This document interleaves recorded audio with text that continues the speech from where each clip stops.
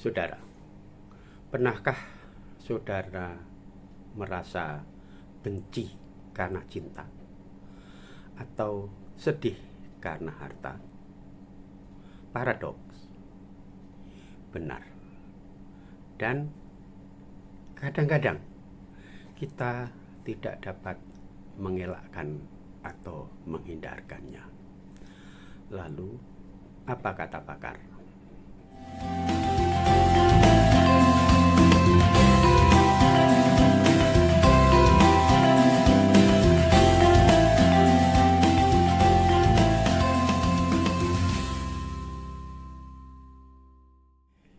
Hidup memang senantiasa diselimuti keadaan, perasaan, atau suasana yang bertolak belakang.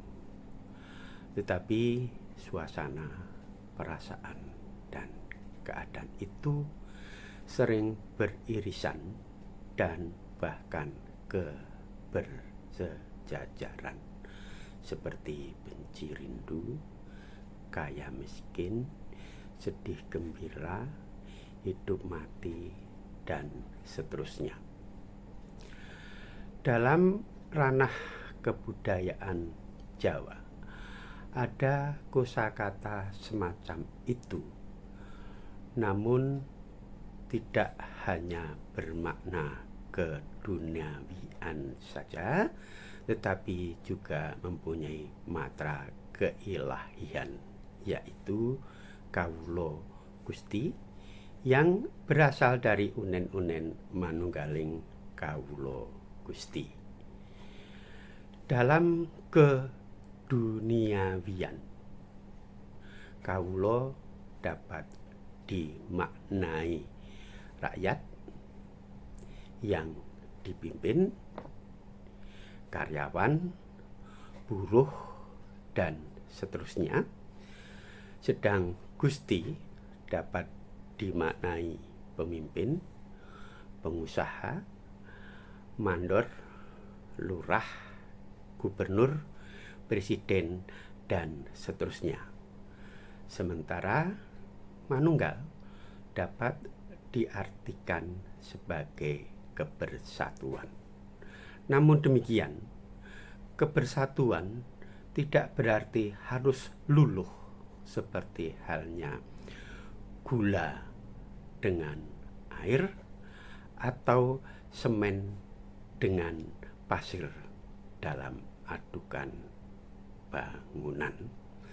Tetapi masing-masing masih memiliki eksistensinya sendiri karena keduanya saling membutuhkan, seperti halnya keris dan rongko atau sarung. Keris masuk ke dalam sarung, masih dalam wujudnya sebagai keris, dan sarung tetap menjadi sarung atau rongko, dan terciptalah unen-unen keris manjing warongko, atau dalam bahasa yang lebih arkais, curigo manjing warongko. Dalam ranah kepemerintahan, yang dipimpin dan yang memimpin rakyat, karyawan, buruh, dan seterusnya, lurah, camat, pengusaha, gubernur, mandor, presiden, dan seterusnya. Dalam makna kebersatuan harus tetap dalam hakikat masing-masing. Seorang pemimpin harus menyadari kedudukannya sebagai pemimpin yang wajib mengayomi, wajib melindungi, wajib memenuhi dan menyediakan kebutuhan yang dipimpin. Dalam ranah negara harus memenuhi kebutuhan lahir batin rakyat. Sementara itu, yang dipimpin karyawan, buruh, rakyat, dan seterusnya juga harus menyadari kedudukannya sebagai orang yang dipimpin, yang tidak hanya mengedepankan haknya saja, tetapi juga harus memenuhi kewajibannya sebagai rakyat, harus memenuhi kewajiban-kewajiban yang harus dilakukannya sebagai orang yang dipimpin. Sehingga dengan demikian, keadaan semacam itu menumbuhkan suasana teduh, menumbuhkan suasana tentrem yang memungkinkan pemimpin, pengusaha, gubernur, presiden dapat melaksanakan hak dan kewajibannya untuk memenuhi kebutuhan rakyatnya.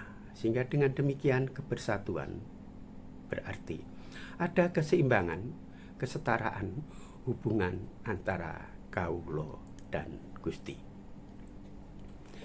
Di dalam ranah keilahian sudah barang tentu manunggal tidak harus atau tidak bisa dimaknai kebersatuan yang setara, karena kawula adalah titah makhluk, sementara Gusti adalah yang maha pencipta, yang maha kuasa. Kebersatuan dapat tercapai apabila manusia mesu budi dan mesu rogo untuk menyadari kedudukannya sebagai manusia dalam hubungannya dengan manusia, dalam hubungannya dengan alam, dan dalam hubungannya dengan khalik dan bumi. Mesu rogo dan mesu budi juga dapat dimaknai pencarian keadikuasaan sing tan kenoyo kinoyo ngopo, atau yang tak dapat dilukiskan. Dengan demikian ada kesadaran keilahian antara yang diciptakan dan yang menciptakan. Meski demikian, manunggaling kawula Gusti bersifat sangat pribadi dan tidak harus disebarluaskan, digembar-gemborkan saya sudah menyatu dengan Allah, dengan pencipta, dengan Tuhan, dan seterusnya. Sebab pertama, tidak semua orang bisa memahami kebersatuan khalik dan makhluknya secara pribadi.